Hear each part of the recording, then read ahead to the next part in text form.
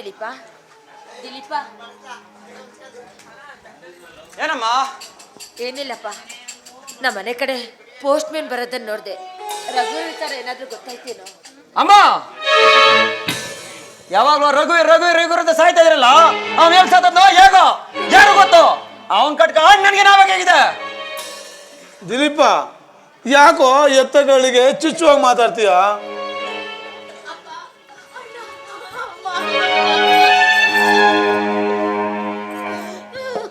ಯಾಕಮ್ಮ,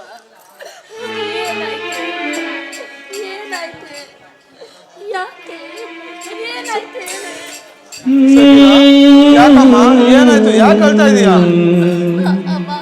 ಅಪ್ಪ, ನಾನ್ ನಿಮ್ಗೆಲ್ಲರಿಗೂ ಅಷ್ಟೊಂದು ಭಾರವಾಗಿದ್ನ, ಈ ಮನೆಯಿಂದ ತಲುಗಿದ್ರೆ ಸಾಕು ಅಂತ ಕುಡ್ಕೊಂಡು ಕಟ್ಟಿ ಮಜಾ ಮಾಡಿ ಆಚೆ ಕಳಿಸ್ಬಿಟ್ರೆ.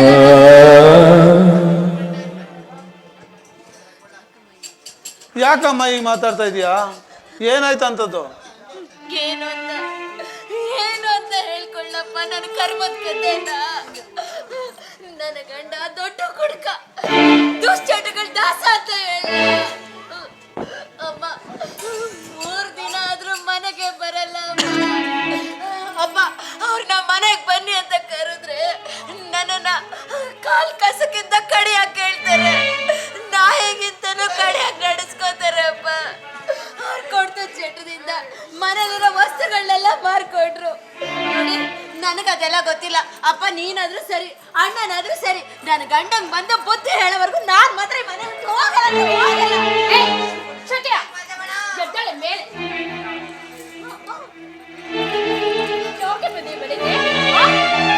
ಈಗಾಗ್ಲೇ ನಿನ್ನ ಮದ್ವೆಗೋಸ್ಕರ ನಿಮ್ಮ ಅಣ್ಣ ಅಲ್ಲಿ ಇಲ್ಲಿ ಸಾಲ ಮಾಡಿ ತರಕಾರಿ ತಾನೇ ಸುಟ್ಕೊಂಡಿದ್ದಾರೆ. ಮತ್ತೆ ಈ ತವ್ರ ಮನೆ ಬರೋದಕ್ಕೆ ನಾನು ಆಸ್ಪತ್ರೆ ಕೊಡಲ್ಲ. ಹೋಗೆ ತರ್ಗೋದಿಲ್ಲ. ಅದಕ್ಕೆ ಒಂದು ಹೆಣ್ಣು ಮದುವೆ ಮಾಡ್ಕೊಂಡು ತವ್ರ ಮನೆಯಿಂದ ಗಂಡನ ಮನೆಗೆ ಹೋದ ತಕ್ಷಣ ಮತ್ತೆ ಆ ಹೆಣ್ಣು ತವ್ರಿಗೆ ಬರೋದಕ್ಕೆ ಆಸ್ಪದನೆ ಇಲ್ವಾ? ಅದಕ್ಕೆ ಆಸ್ಪಂದನವಿದೆ. ನೀನು ಬರೋ ರೀತಿ ಬಂದಿದ್ರೆ ಮಾತ್ರ ಇತ್ತವ್ರ ಮೇಲೆ ಆಸ್ಪಂದನ ಇರ್ತೋ. ಈ ರೀತಿ ಗಂಡ ಮನ ಬಿಟ್ಟು ಓಡ್ ಬಂದೊಳಗೆಲ್ಲ ಆಸ್ಪಂದನವಿಲ್ಲ. ಅದ್ ಸರಿ, ನಾವೇನು ನಿನ್ನ ಮದುವೆ ಕರೆದಿದ್ವಾ? ಇಲ್ಲ, ಹಬ್ಬ ಕರೆದಿದ್ವಾ? ಈಗ ಗಂಡನ ಮನೆ ಬಿಟ್ಟು ಓಡ್ ಬಂದಿದ್ಯಲ್ಲ, ನಿನ್ಗೆ ಯಾವ್ದೇ ನಾಚಿಕೆ ಮಾನ ಮರ್ಯಾದೆ ಏನಾರು ಇದ್ದೇನೆ? ಅಣ್ಣ, ಅಂದ್ರೆ ನನ್ನ ಗಂಡ ನನಗೇನೇ ಚಿತ್ರ ಹಿಂಸೆ ಕೊಟ್ರು ನೀವ್ ಯಾರು ಬಂದು ಯಾಕೆ ಏನು ಅಂತ ಕೇಳೋದಿಲ್ವಾ? ನೋಡೋ, ನಿನ್ನ ಗಂಡನ ಗುಣಗಳನ್ನ ಸರಿಪಡಿಸಬೇಕಾಗಿರೋದು ಹೆಂಡತಿ ಆದವಳ ನಿನ್ ಕರ್ತವ್ಯ. ಹಾಗೆ ಮದುವೆ ಮಾಡಿಕೊಟ್ಟ ಸಂಬಂಧಿಕರದಲ್ಲ. ನೋಡು, ನಿನ್ನ ಪಾಲಿಗೆ ಬಂದುದನ್ನ ನೀನೇ ಸರಿಪಡಿಸ್ಕೊಂಡು ಊಟ ಮಾಡಬೇಕೆ ಬರ್ತು. ಅದಕ್ಕೂ ನಮ್ದು ಯಾವ ಸಂಬಂಧವಿಲ್ಲ.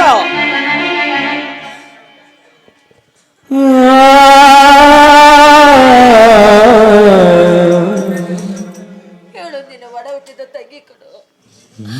ಅವಳು ಕಷ್ಟ ಸುಖದಲ್ಲಿ ಭಾಗಿಯಾಗಬೇಕಾದು ತವ್ರ ಮನೆಯಾದ ನಮ್ಮ ಕರ್ತವ್ಯಪ್ಪ. ಅವಳು ಮದುವೆ ಮಾಡಿಕೊಟ್ಮೇಲೆ ನಾವ್ ಯಾರಾದ್ರೂ ಒಂದು ದಿನ ಅವಳ ಮನೆಗೆ ಹೋಗಿ ಅವಳು ಯಾವ ರೀತಿ ಸಂಸಾರ ನಡೆಸ್ತಾ ಇದ್ದಾಳೆ, ಹೇಳು ಗಂಡ ಅವಳನ್ನ ಯಾವ ರೀತಿ ನೋಡ್ಕೊತಾ ಇದ್ದಾನೆ ಅಂತ ನಾವ್ ಯಾರಾದ್ರೂ ಹೋಗಿ ನೋಡ್ಕೊಂಡು ಬಂದಿದ್ದೀವಿ.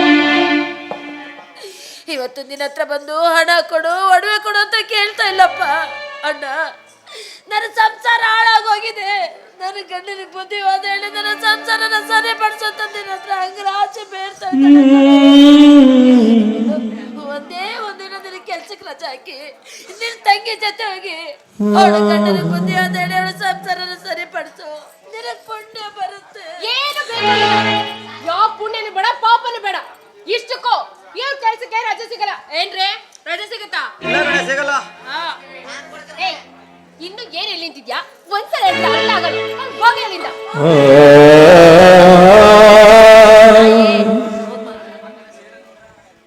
ಛಾಯಾ, ನೋಡ್ತಾಯಿ, ದೇವರು ನಿಮ್ಮನ್ನ ಸುಖದಲ್ಲಿ ಇಟ್ಟಿದ್ದಾನೆ ಅಂತ ಇನ್ನೊಬ್ರಿಗೆ ಹಿಂಗೆಲ್ಲ ಮಾತಾಡೋದು ಒಳ್ಳೇದಲ್ಲಮ್ಮ.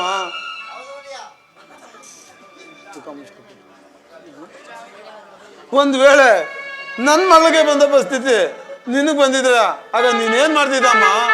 ಏನ್ ಮಾಡ್ತಿದ್ದೆ ಅಂದ್ರೆ, ನಾನು ಗಂಡನಿಗೆ ಸರಿಯಾದ ಬುದ್ಧಿವಾದ ಹೇಳಿ ನನ್ ದಾರಿಗೆ ತಂದ್ಕೊತಿದ್ದೆಪ್ಪ. ವಿಧಿ ವಿಲಾಸದಿಂದ ನಿನ್ ಗಂಡ ನಿನ್ ಮಾತು ಕೇಳದೆ ಇದ್ರೆ ಆಗ್ಲೂ ಹೀಗೆ ಮಾಡ್ತಿದ್ದೇನಮ್ಮ. ತವ್ರ ಮನೆಗೆ ಹೋಗ್ತಿರ್ಲಿಲ್ವೇನೋ? ನೆವರ್. ತವ್ರ ಮನೆಯವ್ರ ಕರೀದೆ ಅಲ್ಲಿ ಗೋಡೋಗೋದಕ್ಕೆ ನಾನೇ ನಿನ್ ಮಗಳ ತರ ಗಯ್ಯಾಳಿ ಅಲ್ಲ. ಒಂದ್ ವೇಳೆ ನನ್ನ ಗಂಡ ನನ್ನ ದಾರಿಗೆ ಬರ್ಲಿಲ್ಲ ಅಂದಿದ್ರೆ ಯಾವ್ದಾದ್ರು ಕೆರೆಗೋ ಬಾವಿಗೋ ಬಿದ್ದು ಪ್ರಾಣನ ಕಳ್ಕೊತಿದ್ದೆ ಹೊರತು ತವ್ರ ಮನೆಯವ್ರ ಕರೀದೆ ಅಲ್ಲಿ ಮಾತ್ರ ಓಟ್ ಬರ್ತಾ ಇರ್ಲಿಲ್ಲ. ಏ ತಿಳ್ಕೊಂಡೇನಾ? ಕೇಳ್ದೇನಾ? ನಿಜವಾದ ಗರ್ತಿರೋ ಹೇಗಿರ್ತಾರೆ ಅಂತ? ಅರ್ಥ ಆಯ್ತಣ್ಣ, ತಿಳ್ಕೊಂಡೆ. ತುಂಬಾ ಚೆನ್ನಾಗಿ ಅರ್ಥ ಆಯ್ತು. ನೀವ್ಯಾರು ಕರೀದೆ ತವ್ರ ಮನೆಗೆ ಬಂದು ನನ್ನ ದೊಡ್ಡ ತಪ್ಪು ಮಾಡ್ಬಿಟ್ಟೆ, ಎಂತ ಅಪರಾಧ ಮಾಡ್ಬಿಟ್ಟೆ ಅಂತ ಗೊತ್ತಾಗೋಯ್ತು. ಅಣ್ಣ, ಹೊಟ್ಟೆಗೆ ಊಟ ಮಾಡಿ 3 ದಿನ ಆಗಿದೆ ಕಣೋ. ಈ ಮನೆ ಮಹಾಲಕ್ಷ್ಮಿ ಮುತ್ತೈದೆ ಆಗಿರೋ ಅದಕ್ಕೆ ಕೈಯಿಂದ ಒಂದೇ ಒಂದು ಹಿಡಿ ಅನ್ನ ನೋಡು, ಎಲ್ಲೋ ಬೇಡ, ನಿನ್ ಚಪ್ಪಳೆ ಬಿಡ್ತೀಯಲ್ಲ ಮನೆ ಬಾಗ್ಲಿಂದವ್ರಿಗೆ, ಅಲ್ಲಿ ನಾಯಿ ತರ ಕುತ್ಕೊಂಡು ತಿನ್ಕೊಂಡು ಹೋಗ್ಬಿಡ್ತೀನಿ. ಒಂದೇ ಒಂದು ಹಿಡಿ ಅನ್ನ.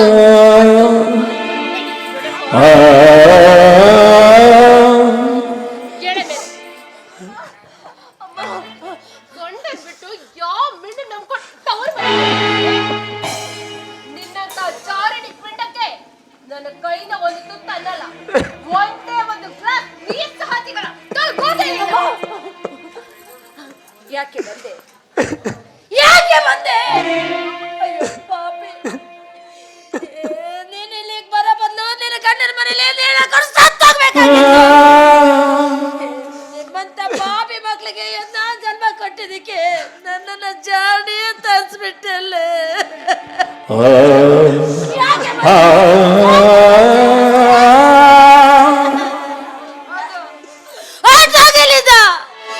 ಇನ್ನೊಂದ್ ಸಾರಿ ನನ್ನ ಅಪ್ಪಣೆಯಲ್ಲಿ ಈ ಮನೇಲಿ ಕಾಲಿಟ್ಟಿದೆ ಆದ್ರೆ ನನ್ನ ನಾಳೆ ಆಗಿದೆ. ಹೊರಟಾಗೆ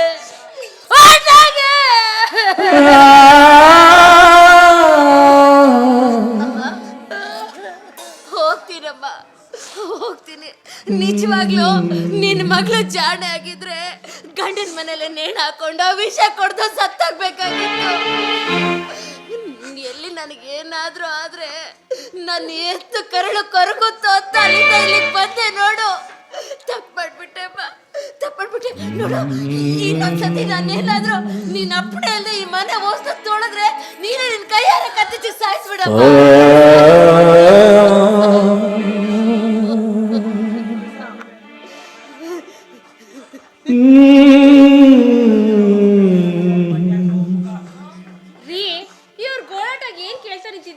ಬನ್ರಿ, ನಾವು ಹೊರಗಡೆ ಹೋಗಿ ಸುತ್ತಾಡ್ಕೊಂಡು ಹಾಗೆ ಕೋಲ್ಡಾಗ ಐಸ್ ಕ್ರೀಮ್ ತಿನ್ಕೊಂಬರೋಣ. ನಡಿ, ಆಯ್ತು. ಈ ಸಂಸಾರ ಬೇಕಲ್ಲ ಭಾರಿ ತಲೆ ಕೆಟ್ಟೋಗಿದೆ. ನಡಿ, ಒಂದು ದೊಡ್ಡ ಕಾಫಿ ಮಾಡ್ಬಿಡು.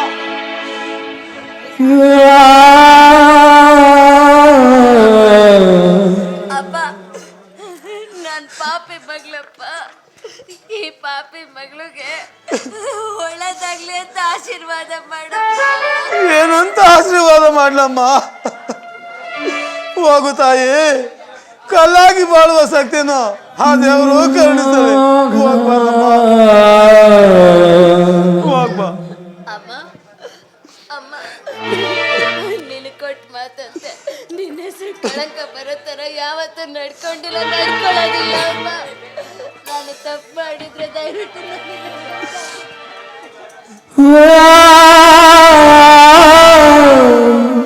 ಏನಂತ ಆಶೀರ್ವಾದ ಮಾಡಲಿ, ಏನಂತ ಆಶೀರ್ವಾದ ಮಾಡಲಿ.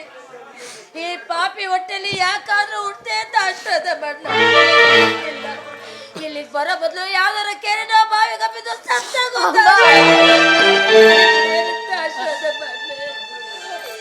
ಎಲ್ಲ ನೋವು ಸಹಿಸುವ ಶಕ್ತಿ ಆ ಭಗವಂತ ನಿನಗೆ ಕೊಡ್ಲಿ.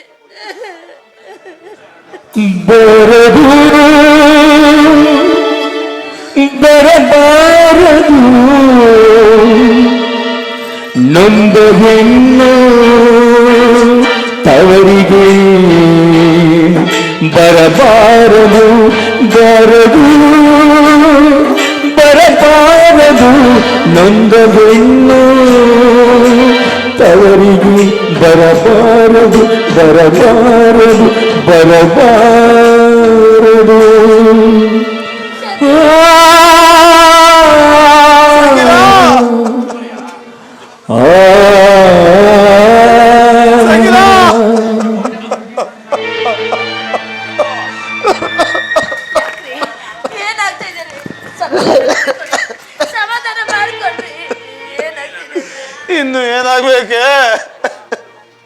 ಬಡ ಹುಟ್ಟಿಯ ಅಣ್ಣನಿಂದ ಇಡೀ ಅನ್ನ ಕೇಳಿ ಬಯಸ್ಕೊಂಡ್ಲದ ಇದಕ್ಕಿಂತ ಇನ್ನು ಏನಾಗ್ಬೇಕೆ?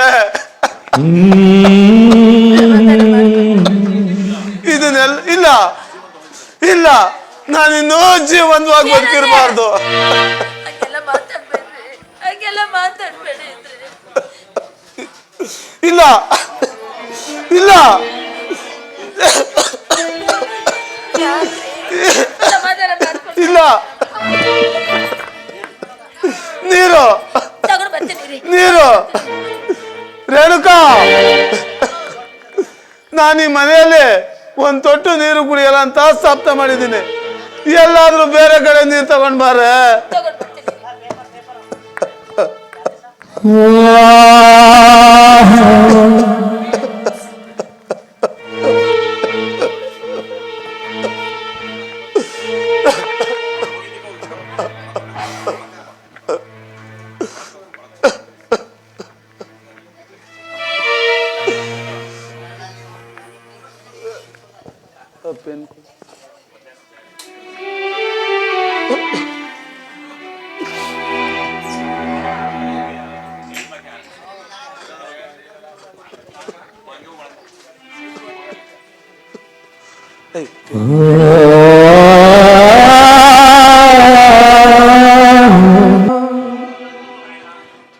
ಪ್ರಾಣ ಗೊತ್ತು ಉಸಿರಿತ್ತು ಬೆಳೆಸಿದ ಮಕ್ಕಳಿಗೆ ಭಾರ ಆದರೂ ಗೆತ್ತವರು ಮುಪ್ಪಿನ ದಿನದೊಳಗೆ. ಬುದ್ಧಿ ಇಲ್ಲದ ಮಕ್ಕಳಿಗೆ ಬೋಧಿಸು ಅಂತಾರೆ, ಬುದ್ಧಿ ಕಲಿಸೋ ಮಕ್ಕಳಿಗೆ ವಂದಿಸುವಂತಾರೆ. ಈ ಭೂಮಿಲಿ ಆನಂದ ಇವರಿಂದ, ಈ ಬಾಳಲ್ಲಿ ಕಣ್ಣೀರು ಇವರಿಂದ. ಮಕ್ಕಳು ಬೇಕು ಅಂತಾರೆ, ಮಕ್ಕಳು ಇರದವರು, ಮಕ್ಕಳು ಇರದವರು.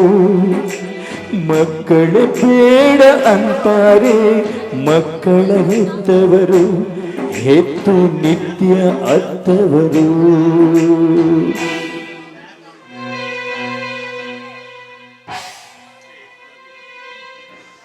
ಹೇ ಗೃಹದೇವತೆ,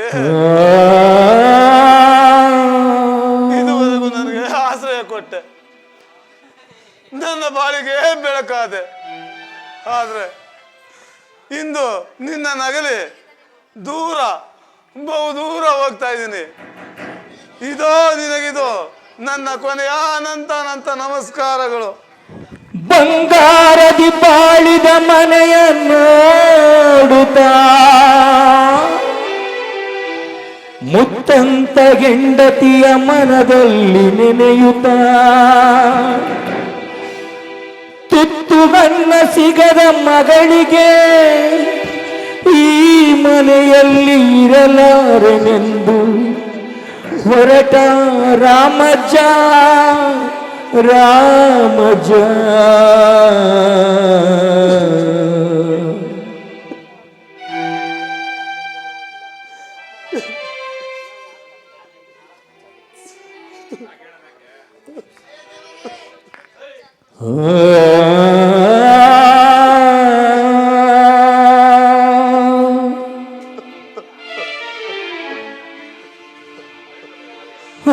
ವಿಧಿ